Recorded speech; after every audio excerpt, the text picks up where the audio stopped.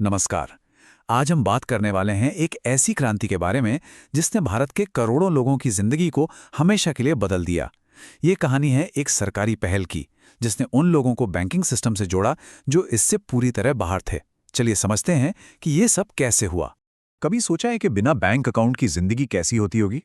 अपनी मेहनत की कमाई को सुरक्षित कहाँ रखें? अगर सरकार से कोई मदद मिलनी हो तो वो कैसे मिलेगी? ये सिर्फ एक छोटी मोटी असुविधा नहीं है, बल्कि ये करोड़ों लोगों के लिए रोज की एक बहुत बड़ी चुनौती थी। तो चलिए सबसे पहले ये समझते हैं कि बैंकिंग सिस्टम से बाहर रहने की असलियत क्या थी और इसका लोगों की जिंदगी पर क्या और कितना गहरा असर पड़ रहा था। जरा सोचिए, हर छोटे बड़े लेन देन के लिए सिर्फ कैश पर निर्भर रहना, बचत करने के लिए घर में पैसा रखने के अलावा कोई सुरक्षित जगह ही ना हो। और तो और सरकारी मदद पाने में भी कितनी मुश्किलें आती थीं।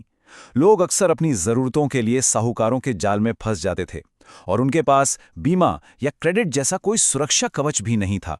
ये लाखों लोगों की रोज की सच्चाई थी और ये साफ था कि एक बहुत बड़े बदलाव की जरूरत है। तो इस बहुत बड़ी चुनौती से निपटने के लिए सरकार एक बहुत ही एम्बिशियस, एक बहुत बड़ा सॉल्यूशन लेकर आई। ये कहानी शुरू होती है साल 2014 में प्रधानमंत्री जन धन योजना यानी पीएमजेडीवाई के लॉन्च के साथ। इसका लक्ष्य एक था, लेकिन बहुत बड़ा था। देश के हर एक नागरिक तक बैंकिंग की सुविधाएं पहुंचाना। और देखिए, एक दशक से भी ज्यादा समय में इस मिशन ने देश के फाइनेंशियल लैंडस्केप को पूरी तरह से बदल कर रख दिया है। तो एक नज़र में देखें तो ये प्रधानमंत्री जन धन योजना थी क्या? इसे भारत सरकार ने शुरू किया था। इसका मेन गोल था फाइनेंशियल इंक्लूजन, मतलब सभी को वित्तीय सिस्टम से जोड़ना। और इसका टारगेट कौन था? वो लोग, चाहे वो गांव में हो या शहर में, जिनके पास तब तक कोई बैंक अकाउंट नहीं था। लेकिन सबसे बड़ा सवाल तो ये है कि आखिर ये योजना इतनी कामयाब हुई कैसे? क्या था इसमें ऐसा खास जिसने इसे करोड़ों लोगों के लिए इतना सुलभ बना दिया? इस योजना का लक्ष्य सुनने में तो बहुत सिंपल लगता है, लेकिन असल में ये रेवोल्यूशनरी था। हर घर के लिए कम से कम एक बैंक खाता। ये सिर्फ एक नारा नहीं था, बल्कि एक बहुत बड़े राष्ट्रीय मिशन की नींव था। तो क्या बातें थीं जो इस जनधन अकाउंट को इतना स्पेशल बनाती थीं? सबसे पहली और सबसे बड़ी बात थी जीरो बैलेंस की सुविधा। मतलब खाता खोलने या चलाने के लिए किसी मिनिमम बैलेंस की जरूरत नहीं थी।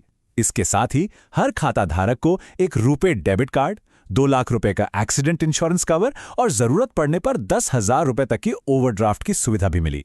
और सबसे जरूरी बात, ये अकाउंट सरकारी योजनाओं का पैसा सीधे लोगों तक पहुंचाने का एक जरिया बन गया। अब ये डायरेक्ट बेनिफिट ट्रांसफर, जिसे डीबीटी कहते हैं, ये है क्या चीज? देखिए, बहुत सिंपल है। इसका मतलब है कि सरकार की तरफ से मिलने वाली कोई भी सब्सिडी या लाभ सीधे बेनिफिशियरी के बैंक अकाउंट में जाएगा। बीच में कोई बिचौलिया नहीं।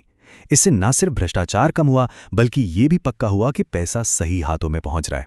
ये इस योजना का शायद सबसे ट्रांसफॉर्मेटिव पहलू था। तो अब जब हमने ये समझ लिया है कि ये योजना क्या थी और कैसे काम करती थी, चलिए अब देखते हैं इसके जबरदस्त इम्पैक्ट को, कि इसका असर कितना बड़ा रहा। जरा इस नंबर पर गौर कीजिए, 50 करोड़ से भी ज्यादा। जी हां, 500 मिलियन प्लस नए बैंक अकाउंट्स खोले गए। ये दुनिया के सबसे बड़े फाइनेंशियल इंक्लूजन प्रोग्राम्स में से एक है। इसका जो स्केल है वो सच में हैरान कर देने वाला है। तो असल में जमीन पर क्या बदला, चलिए देखते हैं। पीएमजेडीवाई से पहले की दुनिया और पीएमजेडीवाई के बाद की दुनिया में कितना फर्क था। जहां पहले लोग पूरी तरह कैश पर निर्भर थे, अब उनके पास फॉर्मल बैंकिंग की पहुंच थी। जहां सब्सिडी बिचौलियों के जरिए आती थी, अब वो सीधे खाते में आती हैं। और जहां पहले कोई आर्थिक सुरक्षा नहीं थी, अब बीमा के रूप में एक सेफ्टी नेट मिला है। लोगों को फॉर्मल इकोनॉमी में एक पहचान मिली। तो ये जो इतनी बड़ी कामयाबी मिली, ये असल में फाइनेंशियल एम्पावरमेंट के एक लंबे सफर का पहला पर शायद सबसे जरूरी कदम था। तो अब आगे क्या? तो इस पूरी कहानी का सबसे बड़ा टेक अवे क्या है? यही कि करोड़ों लोग जो कल तक इकोनॉमी के किनारे पर थे, आज वो फाइनेंशियल सिस्टम के केंद्र में आ चुके हैं। ये एक्सक्लूजन से इंक्लूजन तक की एक वाकई में अविश्वसनीय यात्रा रही है। और यहीं पर आकर एक बहुत बड़ा और जरूरी सवाल खड़ा होता है। ठीक है, बैंक अकाउंट तो खुल गए, लेकिन क्या ये काफी है? असली फाइनेंशियल एम्पावरमेंट के लिए, सच्ची वित्तीय आजादी के लिए नेक्स्ट स्टेप क्या होना चाहिए? लोगों को बचत, निवेश और सही कर्ज तक आसान पहुंच कैसे दी जाए? ये एक ऐसा सवाल है जिस पर हम सबको सोचने की जरूरत है।